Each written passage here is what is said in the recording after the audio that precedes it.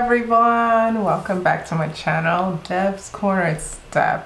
So we're doing a sit down video this time around. I'm wearing my glasses because I am going to be looking at my screen. I have my notes here as well, so I'm going to be looking at my notes.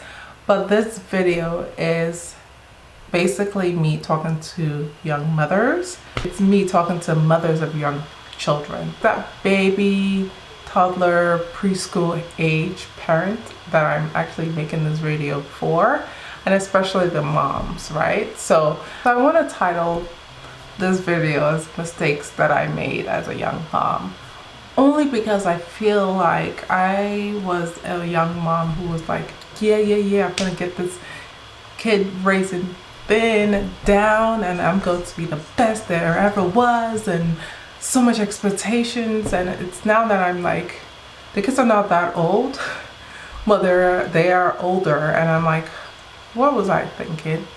So here it goes. So I have 5 mistakes that I made as a young mom, and I'd like to share some stuff on that, and then hopefully you don't make the same mistakes. I learned so much from moms who were older than me, and that's how I kind of didn't fall into the trap of making like stupid mistakes. So here we go. Number 1, you are not, I'm going to be looking down my notes, you are not Superwoman. Basically thinking you can do everything. You're not Superwoman. So I remember I had 2 kids under 2. Basically my kids are like Irish twins, right? So I remember my two of my kids are Irish twins. So if you don't know what Irish twins are, it's basically kids who are born like within like 1 year of each other, right? So that explains me. So there was a time where I had like 2 kids under 2, you know, like that kind of stuff. It was crazy now that I'm thinking about it, but I thought I could do everything. So I remember when I was pregnant with a second child, and I was like running around with a toddler, like, yeah, I'm tired, but I can still do this. I'm Superwoman. I don't need help with dishes. I don't need help with laundry. What laundry? I can do laundry. I know how to do laundry. Cooking, oh, love cooking. Like there was a lot of stuff that I just felt like I can do, and I didn't need I did not need help in. And so what I did was I tried to do too much because I had energy to do a lot. Truly, I was younger, so I had a lot of energy to do a lot of stuff. So I would go out in the morning. I would go out. I always found somewhere to go, a farm, either a museum, either playground, something. There was always something to do every day. So I would find something to do. I would take my pregnant self with the toddler, and I would go out. And then I would come back home, and then I would actually cook. I would actually entertain the toddler. I would actually, do like letter recognitions, whatever, sing songs, watch shows. But I tried to do things as if I was trying to impress an audience, and I had no audience. It was just me. Husband was at work. It was just me, the toddler, and my pregnant belly. So I was like doing all that. I know when I had the kid, my second child, I was like, yeah, whatever. I'm still gonna be going around doing whatever. Stayed home for the first 3 months, and then after that I picked up my toddler, I picked up my newborn, and I was out every day. I would come back. I would also make like lunches, and when I say make lunches, it's not like, oh, let me just throw something. I would make elaborate lunches, and then I would like divide it into little compartments and then give it to the kid, and like do all that, go overboard. I would do that. I would be doing laundry. I would be cooking, doing all that. I noticed around 5-ish. This is the time newborns, they're not easy. They're always waking up in the middle of the night. So this is with me not getting any sleep. I would do this throughout the day, and somewhere around 5-6, I'll start feeling tired, but I dare not ask for help because I felt like I had an audience, like somebody's watching me, and had to do all this to prove to them that it can be done, even though I was tired. Didn't make any sense. So looking back on that, I was like, what was I thinking? Like, I was obviously tired. I had lack of sleep because I had a 3-month-old plus a toddler, and lack of sleep and all that stuff, and I was physically tired. Why couldn't I just say I'm tired, I have to go sleep? Why did I feel like I had to perform? I don't know why. It comes with the people pleasing thing that I thought I dealt with, but I guess it was there in a way because I'm trying to please myself, thinking I had an audience. I don't know. Try to make it make sense. I don't know. So I would say to young mothers or to mothers of young children, please, you are not Superwoman. If you need help, go and ask for help.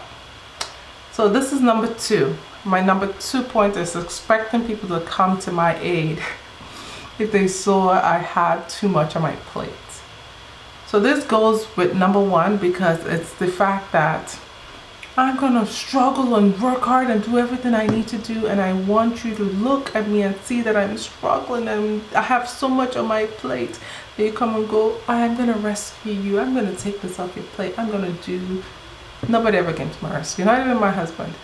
Nobody ever came to my rescue because I think people watching you kind of handle everything, right, without complaining, without asking for help, will think that you have it under control, so why would they need to help you? Now, I've learned the importance now of asking for help or of saying what you really want people to do for you. But back then, I was like, no, I'm going to struggle, I'm going to do this, and hopefully somebody will see I'm suffering and help me. Never came. So I was always tired. I was always cranky. And I was always like, not resentful, but mad because I'm like, can't you see that and especially to my husband, can't you see that I am like doing this, doing that, and you're not even asking for help. You're not even saying, oh, let me take this plate, let me take this burden off your plate, like nothing. You're just watching me work hard. How fair is that? And I remember nights just being so pissed off, but couldn't do anything about it because the kids didn't ask to be here, so I would have to pick up the whole shenanigan again in the morning and just basically take care of the kids because they can't take care of themselves. So that's what I would advise to young moms, moms of young kids, to please ask for help. Ties into number 1, ask for help. No one is going to see you suffering and offer help. I mean, not no one, but some people may see you suffering and say, oh, let me help you with this. But majority of people would just be like, oh, she got this, look at her, she got this, and then move on. So if you need something, ask for it. If you are struggling in some area, tell somebody and they can help, offer assistance. But if you don't say anything, how would somebody know that you need help? I learned this now in my later years, but before, didn't know. So that's number 2. Number 3, it's okay to not feel happy about the day-to-day of taking care of young kids. Oh my God, this was a big one because I remember feeling guilty for feeling bad about waking up in the morning to take care of my kids. Oh my gosh, the guilt would eat at me because I would go to sleep and go, oh gosh, I gotta wake up and do this and do that and do this all over again. I'm not looking forward to it. Oh my gosh, but I feel so bad feeling this way because I'm a mom. I'm supposed to enjoy this. No. The process is not easy. It's not enjoyable sometimes. And it's okay to own that feeling and to say, hey, you know, I don't like waking up in the morning, running out to get a bottle, running out to make breakfast when I'm still tired, when I'm still waking up in the middle of the night to breastfeed or do whatever. I have to still also wake up early to now go and take care of a toddler or make breakfast. I'm not happy about that. It's okay to own that feeling because I think when you own it, you feel more like a human being. I think I used to beat myself up because I'm like, I'm not supposed to feel this way. How dare me feel this way? Because there are a lot of women who wish to have kids and wish they can do all the things that I'm doing. And here I am complaining. And there's nothing wrong with feeling that way. So if I were to talk to my younger self, I would say, it's okay. Yeah, you're feeling tired. You're feeling overwhelmed. That's okay. Own those feelings. What are you going to do to not feel tired and overwhelmed the next day? How can you help yourself feel much better the next day? I would have those conversations with myself if I were to advise myself back then because I beat myself so much feeling the way I did when I was younger. Oh my God, I used to remember times where like I would wake up and I'm still tired. Like when I say tired, I'm like tired. Like if you offered me a bed, so we just crawl into it and sleep, I would sleep for 4 or 5 hours. That's how tired I was. Because I was waking up in the middle of the night feeding my kid, you know, and It's just like you feed them to sleep for 2, 3 hours, they cry, you wake up, you do the whole process again. Not getting enough sleep. And so I wake up so tired. I'm like, God, how am I gonna do this? Like, I can't do this anymore. But then again, you remember there's nobody else to do it for you. And you are like feeling that way, and you're beating yourself up on top of feeling tired. You're beating yourself up for having realistic human emotions about how you feel. You're beating yourself up. I mean, by beating yourself up, I mean, I'm beating myself up for feeling that way. So I would tell mothers of young kids, please, if you feel any negative emotion, embrace it. It's part of being human. Like, there's no human being that has happy thoughts happy thoughts 24/7. If you do have happy thoughts 24/7, something's wrong with you, because there are other emotions that make you human. So if you feel happiness and nothing else 24/7, there is something absolutely wrong with you. Go check that out. Okay. Okay. Let's move on to number 4. Number 4, takeout is okay if you are too tired to make dinner. Takeouts, again, let me just repeat that. Takeouts are okay if you're too tired to make dinner. Oh my gosh, this is a big one for me, because I am that team. Don't eat out too much, because I do eat out. Don't eat out too much. Make your own food, because you know what's going into your food. Blah blah blah. DIY this. Make your own bread. Do this. Like, oh, what? You gotta go spend money on this? Nah, make your own.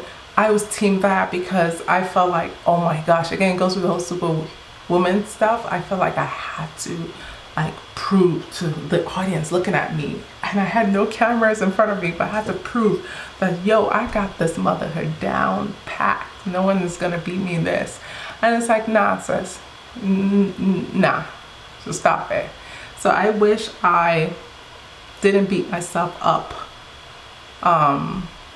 by wishing or thinking that takeout was bad. I wish I just went order takeout when I felt overwhelmed, when I didn't feel like cooking dinner.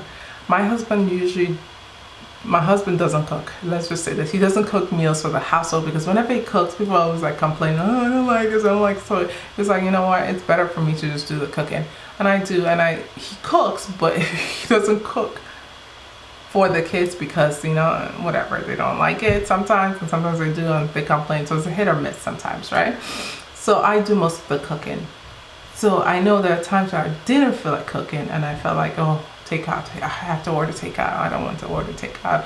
I'm doing the service to the kids, because I don't know what's in the meals. I don't know what I'm feeding them. And I was very focused on feeding the kids clean ingredients. So it was like that on top of like, I don't know what's in the food. But now I learned, hey, takeout is okay. It's just, it depends on where you go to order your takeout, but it's actually okay.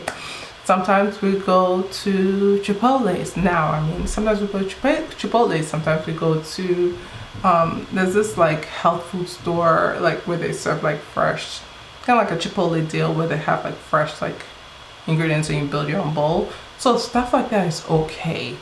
I learned now that that's okay, but back then didn't know. So to young mothers, takeout is okay if you can't cook dinner.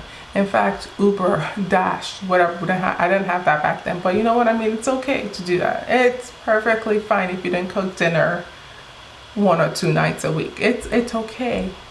The household will not deem you as the first mom on earth. It's okay. And number 5, whew, also goes in line with food. It also goes in line with the whole food stuff. It's basically cooking as a mom, cooking what you like to eat, and not always trying to cook what everybody else likes to eat, or like trying to please their palates. Because I found myself, when I was raising my kids, when they were toddlers and babies, I find myself trying to cook foods, and also for my husband. My husband doesn't really eat a lot, so I thank God for that. But for my kids, I was like, okay, no, they're going to explore different kinds of dishes. They're going to taste all kinds. I don't want them to be picky eaters, blah, blah, blah. So they're going to try this meal this day. The next day, they're going to try another one. So I was that mom who always cooked for the kids. And when I say cooked, every day was a fresh meal. It was like a fresh meal every day. I was like, dang, girl, like, what are you doing?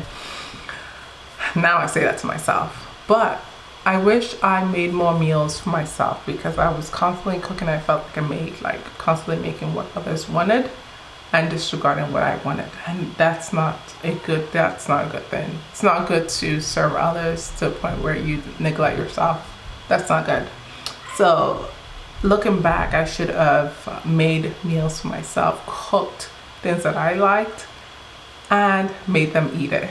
Do you get it? Versus, oh, let me just cook only totally what they want and forget my need. Now I'm completely different from how I was, let's say 5 years ago, right? Completely different because there's something to be said about when kids start growing up and start becoming more independent and you get more of your time back. There's something to be said about that. It's just amazing. I'm smiling more. I'm much happier that my kids are independent. I think the first 5-6 years of the kids' lives are the most challenging because you're trying to teach them things. You're trying to impact knowledge. You're trying to just make them better humans. And they're like sponges. They're going to soak in everything that you teach them. So I think those are the hardest years because you're trying to just mold. Like you're trying to mold them. So those are hard years, but I feel like 7, 8, they start to get it. Not totally, but they start to get it and life becomes a little bit less stressful.